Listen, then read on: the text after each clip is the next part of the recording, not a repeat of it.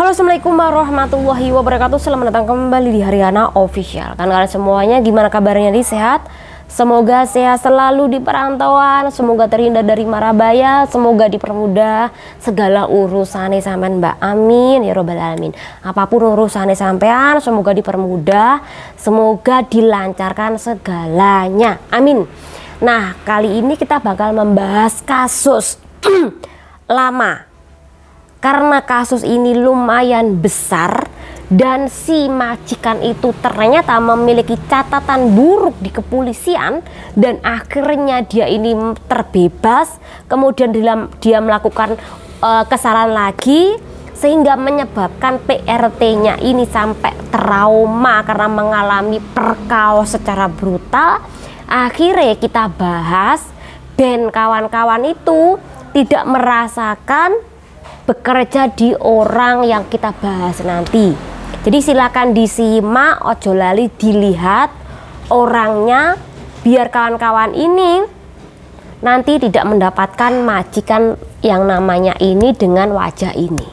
Iki manfaatnya kenapa kita membahasnya kawan-kawan. Dan ini adalah pembahasan, semoga bermanfaat. Ada PRT yang berasal dari Nepal, iki kerjanya negara Hongkong. Di situ dia bekerja di kawasan Seoul sana dan majikannya ini ada 5 orang di dalam satu rumah. Ada 3 anak yang masih kecil, kemudian ada Singsang, ada Dadai. Nah, entah karena apa ini Singsang dan Dadainya iki crash sehingga menyebabkan Dadainya ini pulang ke negaranya. Dadainya ini berasal dari Jepang, kemudian tinggal di Hong Kong. Nah, ketika crash itulah, ketika berantem itulah, Dadai ini membawa ketiga anaknya kan kawan, dan meninggalkan suami yang kaya raya tadi. Dan suaminya ini ngambil Cece yang berasal dari Nepal. Nah, pada malam itu, tanggal 27 Oktober 2022, si Singsang yang bernama Patrick Ekstrom umur 34 tahun iki pulang dari bar dalam keadaan mabuk. Setelah dia pulang keadaan mabuk, dia iki nggak langsung masuk ke kamarnya sendiri, tapi gedor-gedor pintu Cece-nya. Jadi Mbak Eki atau PRT-nya ini yang di dalam kamar yang kaget. Walaupun sudah dikunci, tapi Bos Eki terus memaksa untuk dibukakan pintu. Akhirnya Mbak Eki membukakan pintu karena takut diinterminate. Dibukakan pintu, tiba-tiba Bos Eki langsung masuk dan bilang, I love you, I want you. Aku pengen berhubungan seks sama kamu. Jika kamu tidak melayani aku hari ini, aku akan mateni awakmu. Jadi diancam untuk dibunuh kan kawan. Karena si PRT-nya ini ketakutan, dia diam saja dan tidak melakukan perlawanan pada waktu itu. Setelah puas melakukan hohohi kepada PRT-nya, nah si majikan ini kembali ke kamarnya kan kawan, sampai pagi. Jadi ketika menjelang pagi, ini PRT-nya ini berbenah diri, kemudian mengambil semua pakaiannya, kemudian dia keluar dari tempat majikan ketika si bosnya ini tidur. Nah, ketika keluar itulah dia melarikan diri, itulah dia langsung ke kantor polisi kan untuk melaporkan kejadian ini. Langsung polisi mendatangi tempat majikannya, tapi bosnya waktu itu tidak ada di rumah, mungkin karena kerja. Jadi malamnya polisi datang kembali dan menangkap si majikan yang bernama Patrick ini. Ketika ditangkap, digelandang ke kantor polisi, dilakukan interogasi, dan selesai nih, si Patrick ini meminta untuk dipulangkan ke rumahnya dia dengan jaminan kan kawan.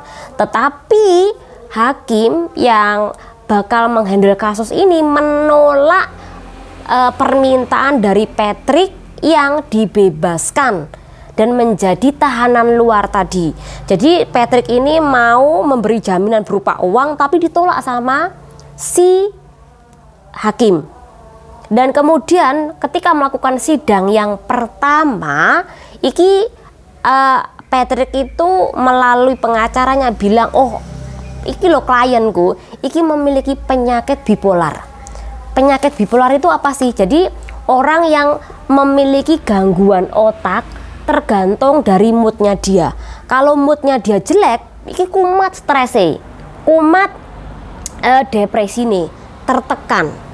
Jadi itu yang membuat klien dia melakukan hal perkaos tadi terhadap PRT-nya karena permasalahan rumah tangganya yang ditinggal istri dan anaknya. Tapi lagi-lagi si hakim tetap menolak pernyataan dari pembela si Patrick tadi kan kawan. Nah kemudian di dalam persidangan pertama itu si Patrick tidak mengakui kan kawan kalau dia ini melakukan perkaos secara terpaksa kan kawan. Dia bilang perkaos ini dilakukan suka sama suka dan ini enggak hanya sekali tanggal 27 Oktober tadi, namun dia sudah melakukan 2 kali sekitaran bulan Juli dan Oktober kan kawan. Dan dia ini melakukan suka sama suka. Kemudian si PRT-nya itu bilang kalau dia ini mau melakukan asal dibayar karena si PRT-nya itu memiliki hutang di bank dan kemudian si Patrick itu membayar gajinya selama 4 bulan ketika sudah melayani. Nah gaji tersebut itu dibayarkan ke pihak bank tadi kan kawan.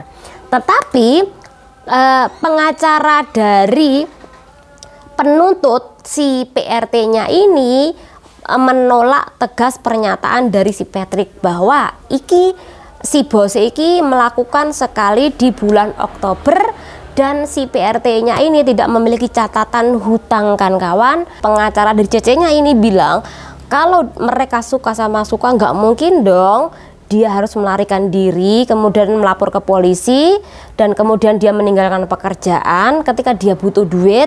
Nggak mungkin dong dia seperti itu. Jadi karena adanya pembelaan masing-masing klien, kemudian sidang ini diundur. Nah kemudian sidang kembali tanggal 22 Agustus 2024. Jadi kemarin kan kawan. Dan di sini tetap si majikan ini bersikukuh bahwa dia tidak salah kan kawan. Kenapa kok hakim iki sampai menetapkan si pelaku ini dipenjara tanpa ada jaminan? Ini karena si pelaku ini memiliki catatan buruk di kepolisian kan kawan. Salah satunya dulu pernah nyopir dalam keadaan mabuk kan kawan, dan sampai menyebabkan sesuatu hal di jalan. Ini yang pertama. Kemudian ketika si pelaku ini menyopir dalam keadaan mabuk, kemudian dia mengalami kecelakaan, dibawa ke dalam mobil polisi. Dia juga merusakkan mobil polisi atau kendaraannya polisi, kemudian dibawalah ke rumah sakit. Nah di rumah sakit dia juga melakukan perusahaan atau propertinya milik rumah sakit. Jadi dia tuh ngamuk di dalam rumah sakit kan kawan. Jadi ada catatan buruk yang dia lakukan pada waktu itu sebelum terjadinya perkaos itu. Kemudian baru adanya kasus perkaos tadi dan dia sebelumnya sudah memiliki catatan buruk. Jadi hakim itu tidak melepaskan dia gitu saja. Nah kemudian hakim ini udah melakukan keputusan dia dengan 7 juri yang menetapkan dia ini dipenjara selama 10 tahun atas perbuatannya kan kawan, karena dia melakukan perkaos secara terpaksa tadi. Dan yang paling parahnya gak hanya perkaos tapi telah melakukan sodomi tanpa izin terhadap PRT-nya yang berasal dari Nepal. Ojo mau takoni sodomi iki sing piye. Ya Allah. Wih. Lagi cerita iki lho, menang. Jadi intinya selain ke depan, dia juga melakukan yang ke belakang. Jadi hal itulah yang membuat si PRT-nya ini trauma dan melarikan diri kan kawan.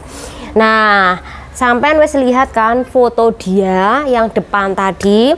Pokoknya dia ini ketika keluar dari kantor polisi, dia ini dalam keadaan bangga biasa aja.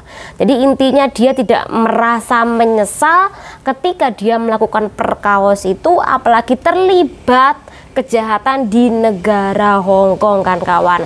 Nah, di dalam kasus ini kenapa kita bahas, intinya sampean bisa ngerti fotone wong kuwi. Nah, iki dia. Sampean lain kali kalau seandainya 10 tahun nantinya ada majikan dengan muka seperti ini mencari Cece baru, ingat jangan sampai mau, karena dia memiliki catatan buruk di negara Hong Kong.